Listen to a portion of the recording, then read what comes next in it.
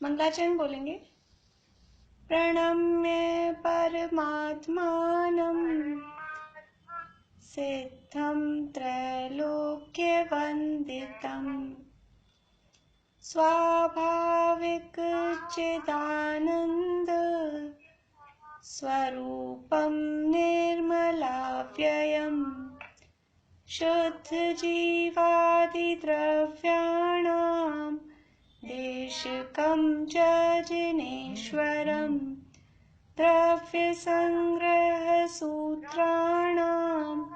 वृत्तिं वक्षे समासतः। जीवं जीवं दावं जिनवर वसहेण जेणनेतिष्ठं देविन्द विन्द वन्दं वन्दे तं सर्वदा शिरसा। कहे जीव अजीव जिनवर वृषभ ने लोक में वे वंद्य सुरपति वृंद से वंदन करूं कर जोड़ में। ये बृहद द्रव्य संग्रह नामक शास्त्र है। श्री नेमीचंद सिद्धांत चक्रवर्ती इसके रचयिता हैं।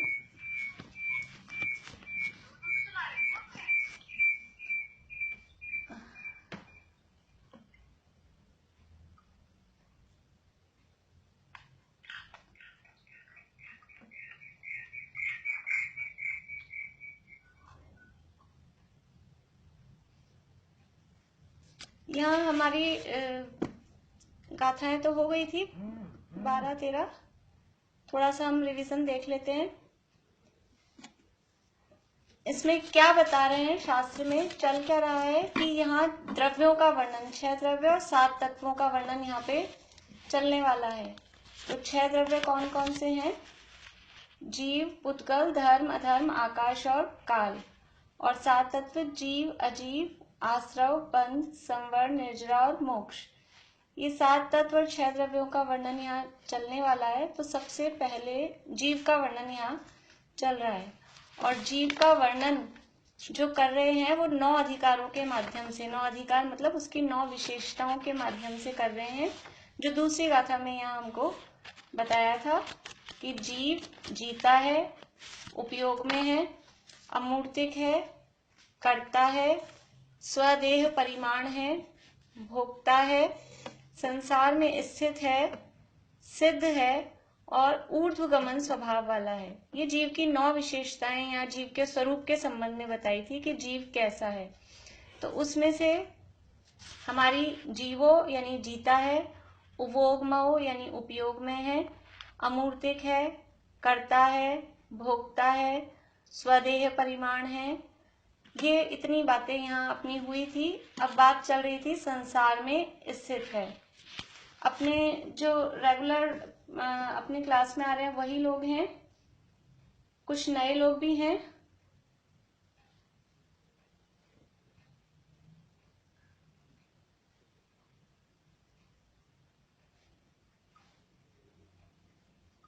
हाँ भाभी, नीतू भाभी, कुछ नए लोग भी हैं क्या? हेलो नीतू भाभी, आवाज आ रही है?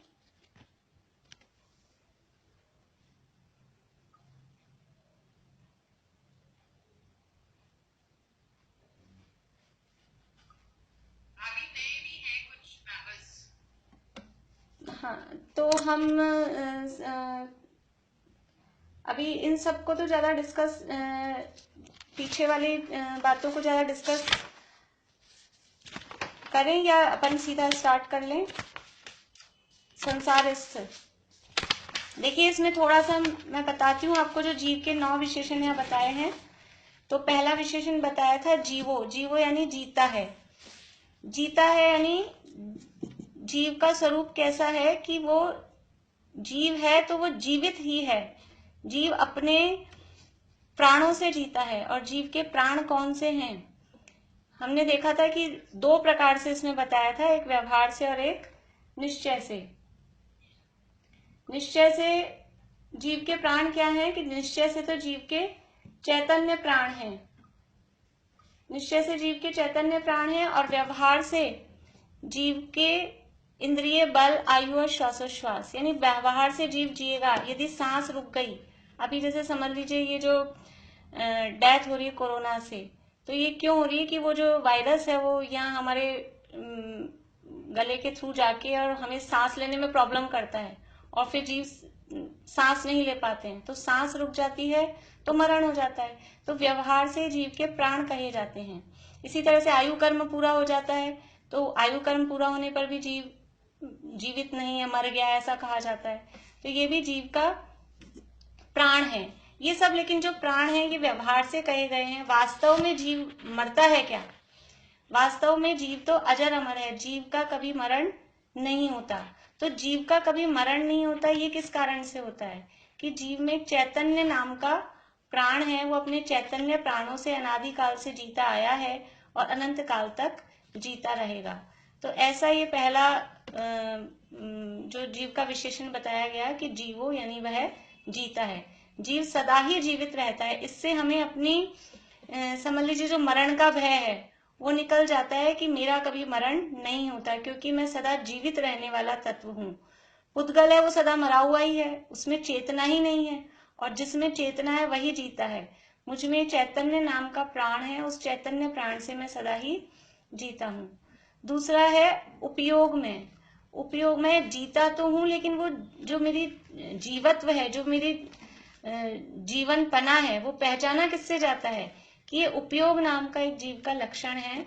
उपयोग लक्षण किसे कहते हैं कि जो ज्ञान दर्शन स्वरूप है, ज्ञान से और दर्शन से जीव पहचान में आता है कि ये जिंदा है, इसमें ये ज्ञान और दर्शन का जो व्यापार चल रहा है। हम किसी भी जीव को पहचानते हैं, मतलब चेक करते हैं कि जीवित है कि मर गया, तो उसमें हम देखते हैं कि उसमें कुछ जानने की क्रिया हो रही है या नहीं हो रही है। ये जो ज्ञान दर्शन का व्यापार है वो कहलाता है उपयोग, और उस उपयोग लक्षण से जीव पहचाना जाता है। जिसमें ये उपयोग लक्षण है वो जीव है, और जिसमें ये उपयोग लक्षण नहीं है वो जीव नहीं है, अजीव है। तो जीव का लक्षण उपयोग में, जीव उपयोग स्वरूपी है, ऐसा बताया। और उस उपयोग के भेद प्रभेद बताए, अट्ठ चतुर्नाण दंसन, 8 प्रकार का ज्ञान और 4 प्रकार का दर्शन, ये जीव के लक्षण कहे गए हैं। 8 प्रकार का ज्ञान कौन सा है, कोई बताएंगे? हाँ, हाथ खड़ा करें। 8 प्रकार का ज्ञान कौन बता रहे हैं? बोलिए अंजू भाभी।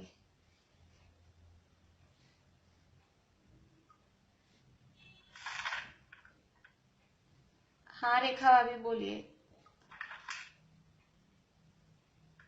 बोलिए रेखा भाभी। मति ज्ञान, कुश्रुत ज्ञान, कुमति ज्ञान, मति ज्ञान, श्रुत ज्ञान, मति ज्ञान, श्रुत ज्ञान, अवधि ज्ञान, मनन ज्ञान और केवल ज्ञान। हाँ, बहुत बढ़िया। ये 8 प्रकार के ज्ञान हैं। 5 प्रकार के तो ज्ञान और 3 प्रकार के कुज्ञान। मति, श्रुत, अवधि, मनःपर्य और केवल ज्ञान, ये 5 तो सम्यक ज्ञान है, और कुमति, कुश्रुत और कुअवधि ये 3 प्रकार के मिथ्या ज्ञान है। इसी तरह से 4 प्रकार के दर्शन, चक्षु दर्शन, अचक्षु दर्शन, अवधि दर्शन और केवल दर्शन, ये 4 प्रकार के दर्शन है। तो ये 12 प्रकार का उपयोग ये जीव का लक्षण है। मतलब इनमें से कोई ना कोई ज्ञान और दर्शन जीव में पाया ही जाएगा। ये सामान्य रूप से जीव के लक्षण कहे गए हैं। जीव में अगर कुमति ज्ञान भी पाया जा रहा है, इट मीन्स वो जीव है, ये जीव का लक्षण कहा गया। इसके बाद में जीव अमूर्तिक है। यहाँ दोनों बातों, मतलब जितने भी जीव के विशेषण बताए गए हैं, ये जीव के विशेषण निश्चय से और व्यवहार से दोनों अपेक्षा से बताए गए हैं कि जो जीव का स्वरूप है वो निश्चय से कैसा है और व्यवहार से कैसा है, यानी जीव का वास्तविक स्वरूप कैसा है। लेकिन क्योंकि जीव अभी संसार अवस्था में है, तो बाहर में उसका कैसा स्वरूप दिखाई दे रहा है। तो निश्चय और व्यवहार न्यायों के माध्यम से हमने निश्चय व्यवहार न्यायों का स्वरूप भी देखा, कुछ उसके भेद प्रभेद भी देखे थे। उनके प्रयोग भी देखे थे। अभी तो यहाँ ये बता रहे हैं जीव मूर्तिक है या अमूर्तिक है। तो जैन दर्शन वो अनेकांतवादी दर्शन है। जैन दर्शन में ये नहीं कहा कि जीव मूर्तिक, यद्यपि जीव अमूर्तिक है लेकिन जीव को सर्वथा अमूर्तिक नहीं कहा गया। जीव अमूर्तिक भी है लेकिन कथनचित मूर्तिक भी है, यानी जीव कथनचित अमूर्तिक है, कथनचित मूर्तिक है। कथनचित मतलब किसी अपेक्षा, निश्चय न की अपेक्षा। निश्चय में मतलब जो मानने योग्य है, जो यथार्थ है, जो वास्तविकता है, वो तो निश्चय है। लेकिन व्यवहार मतलब जो बाहर में दिखाई देता है, जो कहा जाता है, उसको भी किसी अपेक्षा, किसी प्रयोजन से उसको कहा गया है, वो एकदम गलत नहीं है। ये दो अपेक्षाएं जिनागम में कही गई हैं, एक निश्चय और एक व्यवहार। तो निश्चय न की अपेक्षा से या निश्चय न से देखा जाए वास्तव में तो जीव अमूर्तिक है। अब अमूर्तिक किसे कहते हैं? मूर्तिक का अपोजिट होता है अमूर्तिक। तो मूर्तिक कहलाता है जिसमें स्पर्श, रस, गंध और वर्ण पाया जाए, वो कहलाता है मूर्तिक। मूर्तिक मतलब पुद्गल, रूपी। रूपी कहें, पुद्गल कहें, मूर्तिक कहें, एक ही बात है। जिसमें स्पर्श, रस, गंध और वर्ण पाया जाता है वो कहलाता है मूर्तिक। लेकिन जीव में स्पर्श, रस, गंध और वर्ण, ये चार चीजें, किसी भी चीज को हम छू के देखते हैं यानी उसमें स्पर्श है, जिसे हम छू सकते हैं उसमें स्पर्श है। समझ लीजिए टेबल है, कुर्सी है, कोई भी चीज, मोबाइल है, जो भी चीजें हमारे घर में है वो सब हम छू सकते हैं, तो ये है उसमें स्पर्श। फिर दूसरा है रस, जिसे हम चख सकते हैं, जिसका कोई ना कोई स्वाद होता है, वो कहलाता है, उसमें है रस। फिर गंध, जिसकी कोई ना कोई, किसी भी टाइप की स्मेल हो, कोई ना कोई गंध आती हो, वो उसमें गंध नाम का गुण है। और जिसका कोई ना कोई कलर हो, वर्ण, काला, सफेद, लाल, पीला, नीला, ये कोई से भी रंग उसमें हो तो वो वर्ण नाम का गुण है। तो जिसमें ना स्पर्श है, ना रस है, ना गंध है, ना वर्ण है, ये चार चीजें जिसमें नहीं है वो द्रव्य कहलाते हैं अमूर्तिक। और जिसमें स्पर्श, रस, गंध और वर्ण पाया जाए, जिसे हम आंख से देख सकें, जीभ से चख सकें, नाक से सूंघ सकें और अपने हाथ पैर आदि के द्वारा छूकर जान सकें, वो कहलाता है स्पर्श नाम का गुण, मूर्तिक नाम का पदार्थ। तो ये मूर्तिक द्रव्य एकमात्र पुद्गल द्रव्य मूर्तिक है। बाकी जीव, धर्म, अधर्म, आकाश और काल, इन सब में स्पर्श, रस, गंध और वर्ण नहीं पाए जाते, इसलिए अमूर्तिक है। तो यहाँ तो केवल जीव की बात चल रही है। तो जीव कैसा है? वास्तव में अमूर्तिक है, यानी जीव में वास्तव में जीव को न छू के देखा जा सकता है, न चख के देखा जा सकता है, न आंखों से उसका रंग देखा जा सकता है, न उसकी कोई गंध सूंघी जा सकती है। परंतु संसार अवस्था में क्योंकि जीव शरीर और कर्मों से सहित है, तो शरीर सहित होने से हम जीव को देख सकते हैं। हम कह सकते हैं ये जीव लाल है, ये जीव हरा है, ये काला है, ये गोरा है, इस तरह की बातें हम कहते हैं, कही जाती है। तो इस अपेक्षा से जीव को मूर्तिक भी कहा जाता है। तो जो यहाँ ये जो विशेषण दिया अमूर्तिक, तो जीव वास्तव में निश्चय से अमूर्तिक है और शरीर सहित होने से जीव मूर्तिक है। यहाँ हमने कारण भी पढ़े थे कि जीव को मूर्तिक कहने का क्या कारण है। यदि जीव को मूर्तिक नहीं माने तो जितनी भी हमें हमारा अहिंसात्मक आचरण की सिद्धि है वो नहीं हो पाएगी, क्योंकि फिर हमें आंख से तो जीव दिखाई देता ही नहीं है, तो फिर हम हिंसा किसकी कर रहे हैं? किसी की भी हिंसा नहीं हो रही, क्योंकि जीव तो अमूर्तिक है, वो तो दिखाई देता नहीं है। तो ऐसी स्वच्छंदता, ऐसी हिंसात्मक आचरण की प्रवृत्ति लोगों में बढ़ जाए, इसलिए कहते हैं कि ये जो आंख से दिखाई दे रहा है, ये जो चींटी चल रही है, ये जो मक्खी मच्छर हैं, ये जो हमको दिख रहे हैं, ये ही जीव हैं। वास्तव में जीव तो दिख नहीं रहा है, जो अंदर आत्मा है वो तो अमूर्तिक है, लेकिन उनके शरीर को ही, उनके आकार को ही हम जीव कह रहे हैं। ये हमारे प्रयोजन की सिद्धि कर रहा है, इससे हमारे अहिंसा की सिद्धि हो रही है, इसलिए किसी अपेक्षा से जीव को मूर्तिक भी कहा जाता है। इसके बाद में जीव को कहा कर्ता। जीव करता है या नहीं? कर्ता मतलब कोई काम को करने वाला। तो फिर ये यहाँ देखा गया कि काम कौन से हैं। काम को हम 2-3 भागों में बांट सकते हैं। एक तो पर पदार्थों के काम, फिर एक खुद के काम, और खुद के काम भी अच्छे काम और खराब काम, इस तरह से हम उनको बांट सकते हैं। तो पर पदार्थों के काम का कर्ता तो जीव कभी भी नहीं होता, क्योंकि एक द्रव्य का कर्ता दूसरा द्रव्य कभी भी नहीं होता।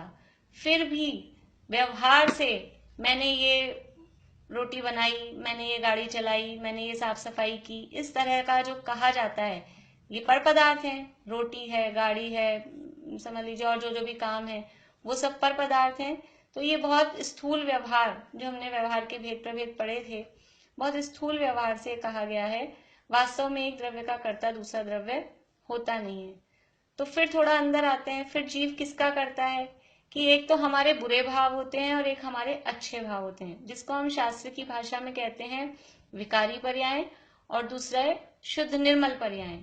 तो विकारी पर्यायों का कर्ता तो जीव कदाचित है, वो भी व्यवहार न से जीव अपने मोह, राग, द्वेष, क्रोध, मान, माया, लोभ, हिंसा, झूठ, चोरी, कुशील, परिग्रह आदि जो विकारी, जो बुरे काम हैं, जो जीव को संसार में रुलाने वाले जो भाव हैं, जीव के विकारी भाव, उनका कर्ता जीव है।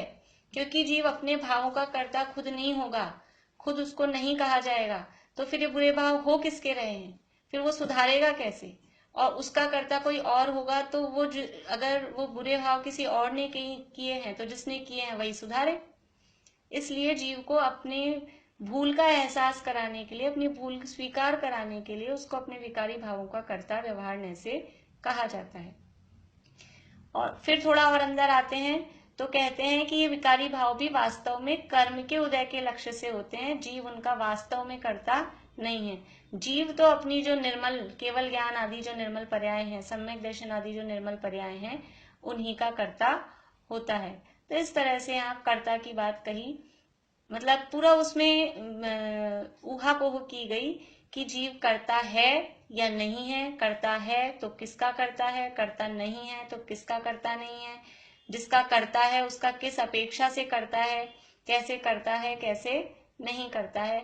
तो इससे क्या है, ये सब बताने से क्या मतलब है कि हमें एक अपनी मर्यादा पता लग जाती है कि हम इस काम को कर सकते हैं या नहीं कर सकते हैं, ये हमारी बाउंड्री के अंदर है या नहीं है। तो जो जीव की लिमिट के अंदर है उसका तो जीव करता है। तो जीव की लिमिट के अंदर क्या है कि उसके भाव ही उसके लिमिट के अंदर हैं, बाहर के पदार्थ उसकी लिमिट में नहीं आते। बाहर के पदार्थों के कर्ता वो पदार्थ स्वयं है। हमारी लिमिट केवल हम तक है। जैसे अभी हमारी लिमिट कहाँ हो रही है, अपने घर की बाउंड्री तक, अपने घर में बस जितने कमरे हैं, जितनी जगह है, उसमें आओ जाओ घूमो फिरो। ऐसे ही जीव भी अपने ही अंदर जो भी भाव हो रहे हैं उन्हीं का करता है। तो विकारी भावों का कर्ता वो व्यवहार ने ऐसे कहा, और वास्तव में वो अपने निर्मल भावों का ही कर्ता होता है। इस तरह से कर्ता की बात कही। कर्ता के साथ ही भोक्ता की बात कही जाती है कि जिस चीज, भोक्ता का मतलब है भोगने वाला। तो जो कर्ता होता है वही भोगने वाला होता है, जो करता है वही भोगता है, जिसका करता है उसको ही भोगता है, जब करता है तब भोगता है, और जैसा करता है वैसा भोगता है। तो जीव अपने विकारी भावों का करता है, तो उन विकारी भावों के फल स्वरूप जो सुख दुख उत्पन्न होते हैं उन सुख दुख का भी भोक्ता वो जीव होता है। तो ये भोक्ता की बात इसी के साथ यहाँ बताई गई। वहाँ टीका में हमने पढ़ लिए हैं, वो नयों के नाम वगैरह भी सब बता के पूरा उसमें बताया गया है कि किस तरह से किस नय से किसका करता है। इसके बाद में है स्वदेह परिमाण, कि जीव का साइज क्या है, जीव का आकार क्या है, जीव का स्वरूप बता रहे हैं। तो वो जीव दिखता कैसा है, देखने में उसका आकार कैसा है। तो यहाँ कहते हैं कि जीव अपने जो जिस शरीर में रहता है उस शरीर के आकार ही उसका आकार रहता है। वास्तव में जीव का साइज तो है असंख्यात प्रदेशी। असंख्यात प्रदेशी मतलब जिसकी कोई संख्या नहीं बताई जा सकती है, वो कहलाता है असंख्यात। तो असंख्यात प्रदेशी जीव वास्तव में होता है। और असंख्यात प्रदेशी का मतलब है, कोई कुछ कहना चाहते हैं? नहीं। असंख्यात प्रदेशी का मतलब है कि जितने लोका का, प्रदेश का मतलब होता है कि समझ लीजिए कि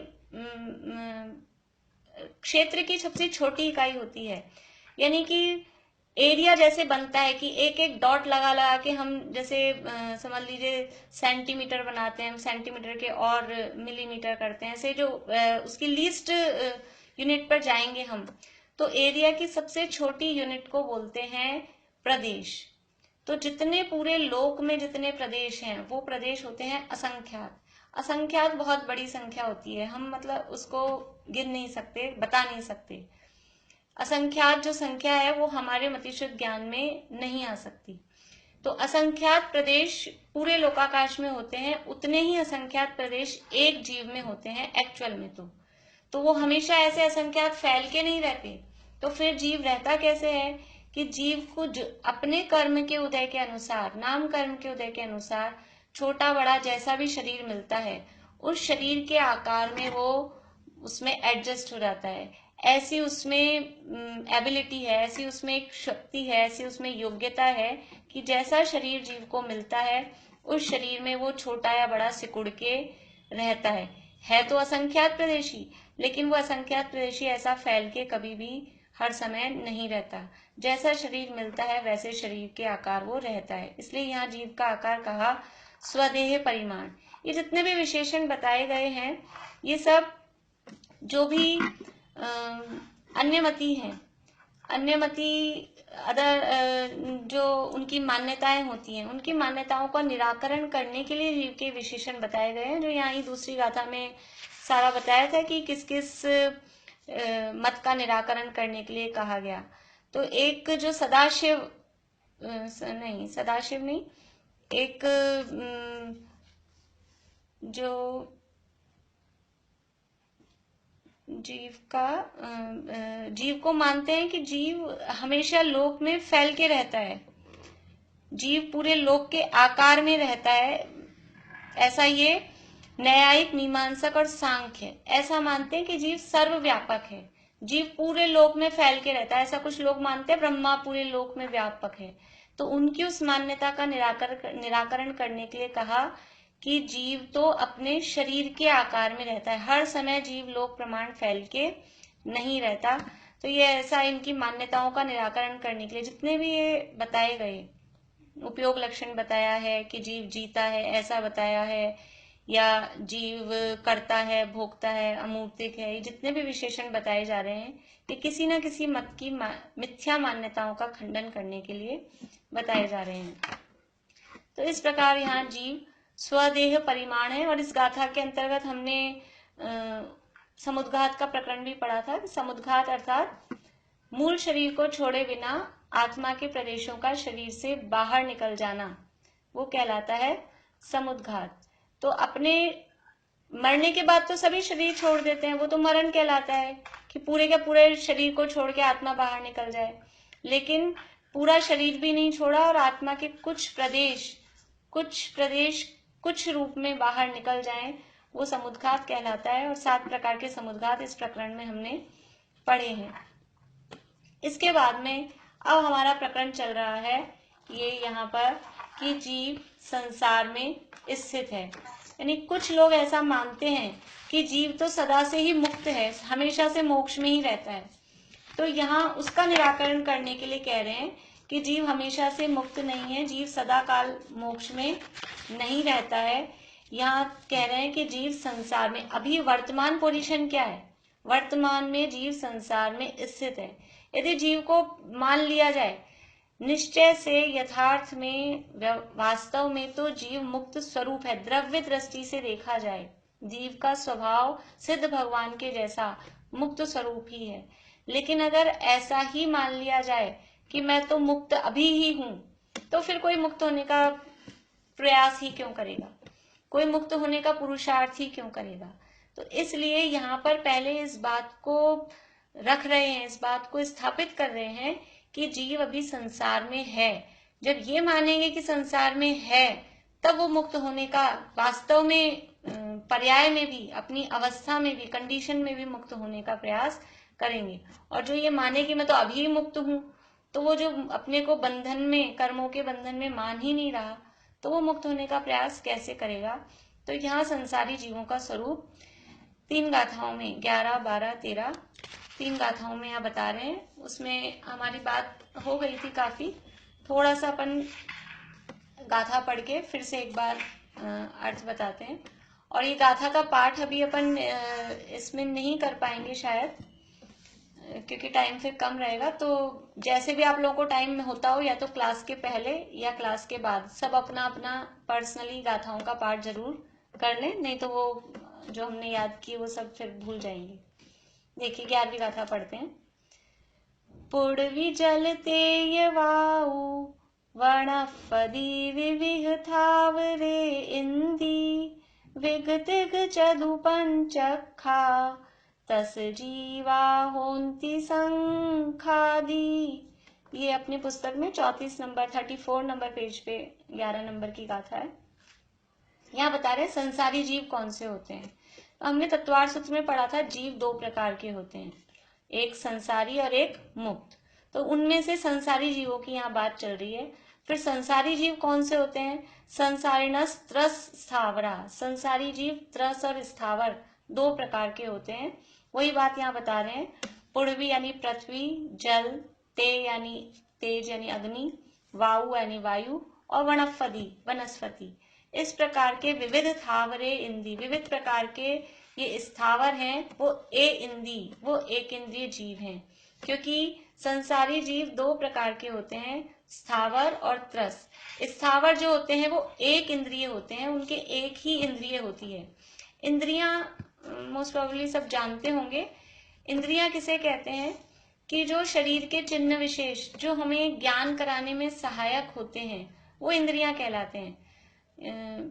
जैसे साइंस में जैसे क्या बोलते हैं, सेंस ऑर्गन्स बोलते हैं, स्पर्शन, रसना, घ्राण, चक्षु और कर्ण। ये स्पर्शन, रसना, घ्राण, चक्षु और कर्ण, ये 5 इंद्रियां हैं। उसमें से जो स्थावर जीव हैं उनके केवल एक इंद्रिय होती है, और वो एक इंद्रिय भी कोई सी भी नहीं, वो एक इंद्रिय होती है केवल स्पर्शन इंद्रिय। तो पृथ्वी का है जल, अग्नि, वायु और वनस्पति, ये 5 प्रकार के स्थावर हैं, उनके एक इंद्रिय होती है। और विग विग यानी 2, तिग यानी 3 और चतु यानी 4, पंच यानी 5, अक्खा यानी इंद्रिय। 2, 3, 4 और 5 इंद्रिय जीव त्रस जीव होते हैं। कौन होते हैं? संखादि, शंख आदि। शंख 2 इंद्रिय, और चींटी 3 इंद्रिय, मक्खी मच्छर 4 इंद्रिय, और इसके बाद में जो मनुष्य देव नार की तिर्यंश हैं, ये 5 इंद्रिय होते हैं। कोई कुछ कहना चाह रहे हैं? अभी आ जाएगी, मैं बता दूंगी। कोई कुछ बोलना चाहते हैं?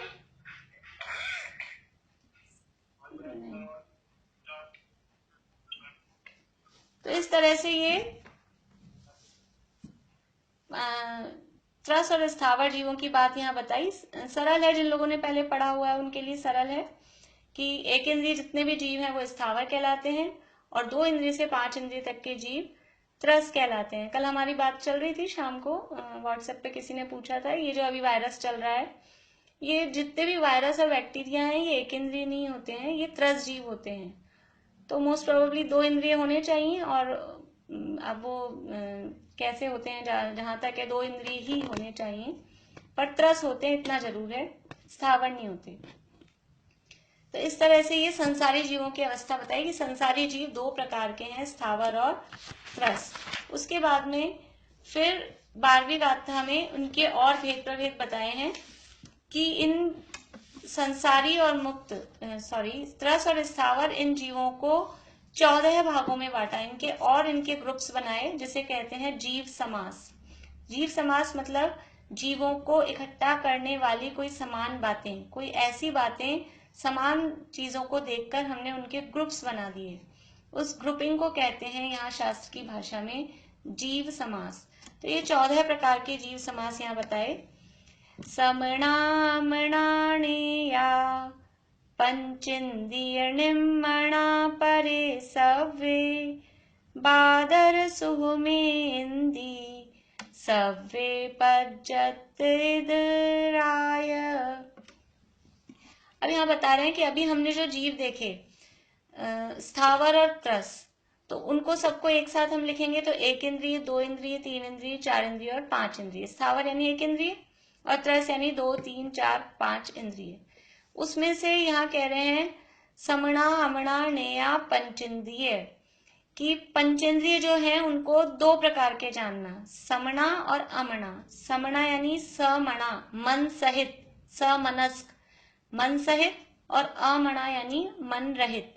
तो पंचेंद्रिय जीवों को ऐसे दो प्रकार का जानना चाहिए, यानी पंचेंद्रिय के दो भाग कर देंगे, एक मन सहित और एक मन रहित, जिसे हम बोलते हैं संगी और असंगी या सैनी और असैनी। तो पंचेंद्रिय के दो भेद हो गए। निम्मणा परे सव्वे, बाकी जितने भी सारे हैं, यानी एक इंद्रिय, दो इंद्रिय, तीन इंद्रिय और चार इंद्रिय, वो सारे के सारे कैसे हैं? निम्मणा यानी मन से रहित हैं।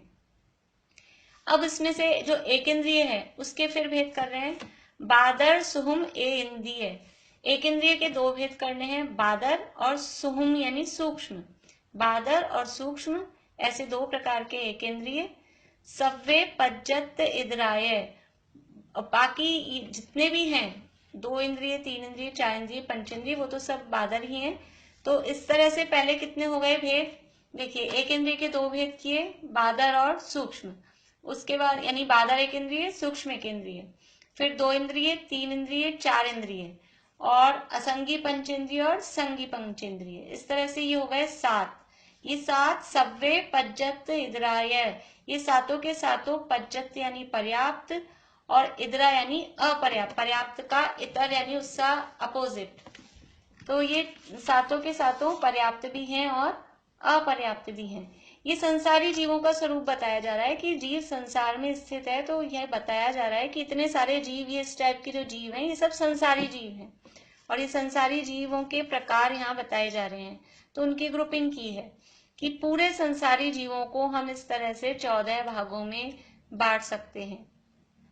आप लोगों को याद है, मैं ही रिपीट कर देती हूँ।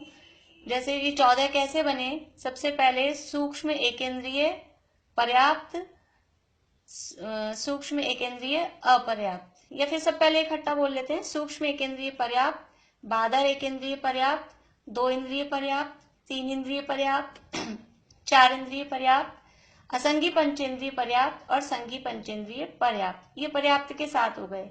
इसी तरह से अपर्याप्त के साथ बनाएंगे। सूक्ष्म एकेंद्रिय अपर्याप्त, बादर एकेंद्रिय अपर्याप्त, दो इंद्रिय अपर्याप्त, तीन इंद्रिय अपर्याप्त, चार इंद्रिय अपर्याप्त, असंगी पंचेंद्रिय अपर्याप्त और संगी पंचेंद्रिय अपर्याप्त। इस तरह से ये 14, इन्हें बोलते हैं 14 जीव समास।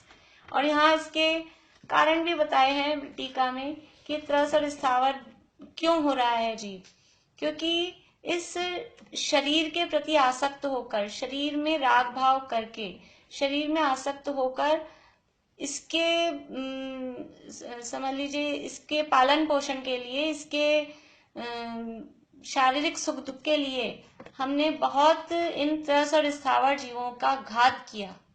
तो जो त्रस और स्थावर जीवों का घात किया, उससे ऐसा कर्म बंधा जिससे इन त्रस और स्थावरों में हमारा जन्म होता है। यहाँ उसके कारण बताए। तो अब क्या करें इनको जानकर कि अब ऐसा ना करें। ये त्रस और स्थावर जीव हैं, इन जीवों के प्रकार बताने का प्रयोजन क्या है कि इतने टाइप के जीव हैं, कहाँ कहाँ जीव हैं, कैसे कैसे जीव हैं। उन जीवों की विराधना हमसे न हो, हमसे उन जीवों की कभी हिंसा न हो, और उनकी हिंसा से हम बचें, और हम स्वयं भी कभी इस तरह के काम नहीं करें कि उन जीवों में हमें जाकर वो जीव हमें बनना पड़े। तो इसलिए हमें यहाँ इन जीवों का ज्ञान कराया जा रहा है। इस प्रकार से ये 14 जीव समास की बात यहाँ पर की गई। इसके बाद में यहाँ पर्याप्त किसे कहते हैं और अपर्याप्त किसे कहते हैं, तो थोड़ा सा हमने देखा था कि पर्याप्ति किसे कहते हैं। कोई बता सकेंगे पर्याप्ति किसे कहते हैं?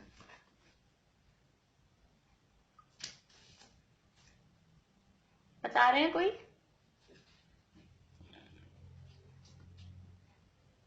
रेखा अभी, मिता अभी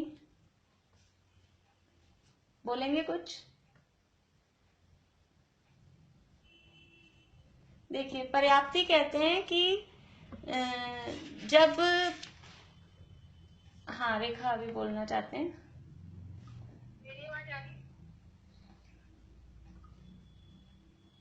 हाँ रेखा अभी बोलिए, फिर से बोलिए, आवाज नहीं आई अच्छे। आहार आदि हाँ वर्गणों की शक्तियों की पूर्णता को पर्याप्ति है। हाँ, ये आहार आदि जो 6 पर्याप्तियां हैं, इन पर्याप्तियों की ये शक्ति की पूर्णता का नाम पर्याप्ति है। ये आहार, शरीर, इंद्रिय, श्वासोच्छ्वास, भाषा और मन, ये 6 प्रकार की पर्याप्तियां होती हैं। और ये 3 शरीर, यानी हमारे जो शरीर हैं, हमारा जो बाहर में ये शरीर दिख रहा है, ये औदारिक शरीर है। इसी तरह देवों और नारकियों का वैक्रियक शरीर होता है, और एक मुनिराजों का विशिष्ट शरीर होता है जो आहारक शरीर होता है। तो ये जो शरीर बन रहे हैं, ये शरीर किसी रॉ मटेरियल से बनते हैं। उस रॉ मटेरियल को बोलते हैं आहार वर्गणा। तो ये आहार वर्गणा को जो ग्रहण करने की जो शक्ति है, उसका नाम है आहार पर्याप्ति। तो जब भी जन्म होता है तो ऐसा ही नहीं कि जन्म होते ही हमको बना बनाया शरीर मिल गया, उसमें जाके घुस गए।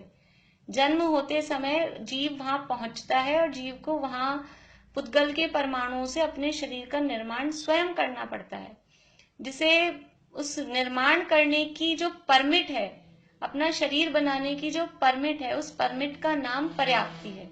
जैसे कि हम कोई मकान बनाए तो सबसे पहले उसके लिए हमें परमिट लेनी पड़ती है। परमिट ले ली इसका मतलब मकान बन गया, ऐसा नहीं। वो परमिट अभी ली है, उसके बाद काम चालू हो रहा है। तो परमिट लेना, वो परमिट मिल जाना, उसका नाम है पर्याप्ति। और ये परमिट जिंदगी भर चलती है। वो हमारे साथ वो जो कागज है जो हमें मिला है नगर निगम से परमिट का, वो परमिट हमें लाइफ लॉन्ग वो कागज हमें काम देगा। ऐसे ही ये पर्याप्तियां जिंदगी भर, ये शक्ति हमारे साथ में रहती है। तो ये जिनके पास ये शक्ति पूर्ण हो जाती है, जिनको ये परमिट मिल जाती है, वो कहलाते हैं पर्याप्त जीव। और जिनको ये परमिट नहीं मिलती, वो कहलाते हैं अपर्याप्त जीव। तो ये परमिट किसको मिलेगी, किसको नहीं मिलेगी, कि जिन जीवों ने के पर्याप्त नाम कर्म का उदय है, एक कर्म है और उस कर्म का नाम है पर्याप्त। तो जिन जीवों के पर्याप्त नाम कर्म का उदय है, वो पर्याप्त कहलाते हैं, और जिनके अपर्याप्त नाम कर्म का उदय है, वो अपर्याप्त कहलाते हैं। तो इस तरह से ये जीव पर्याप्त और अपर्याप्त 2 प्रकार के होते हैं। पर्याप्तियों के संबंध में थोड़ा और हम लेंगे कल। वैसे हमें गुणस्थान चालू करने थे, लेकिन और अपन बात कर लेंगे कि कितना पर्याप्तियों के संबंध में थोड़ा और अपन अगर समझना चाहते हैं तो पर्याप्तियों के संबंध में लेके, नहीं तो फिर कल से हम जो हमारा इसके आगे वाली जो गाथा है उसमें गुणस्थान का प्रकरण चालू हो रहा है, वो लेंगे।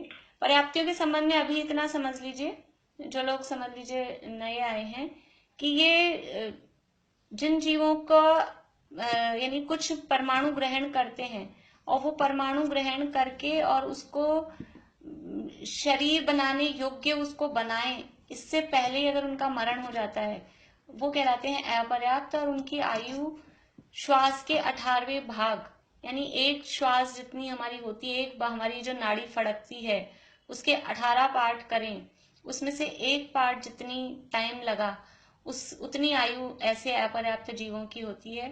और 5 ही इंद्रियों वाले जीव ऐसे अपर्याप्त होते हैं। हमने अभी देखा 14 वेदों में 5 ही टाइप के, यानी 7 ही टाइप के जीव पर्याप्त भी हैं और अपर्याप्त भी हैं। ऐसा नहीं है कि अपर्याप्त जीव खाली निगोदिया ही होते हैं या एक इंद्रिय ही होते हैं। 5 ही इंद्रिय वाले जीवों में पर्याप्त और अपर्याप्त दोनों टाइप के जीव होते हैं।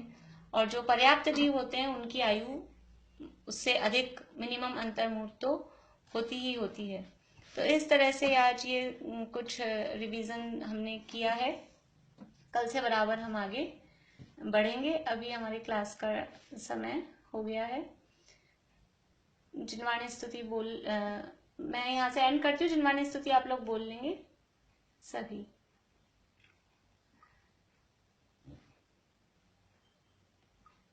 पढ़ ले, ये भी थोड़ी देर बंद करा दे। जय जिनेंद्र सभी को।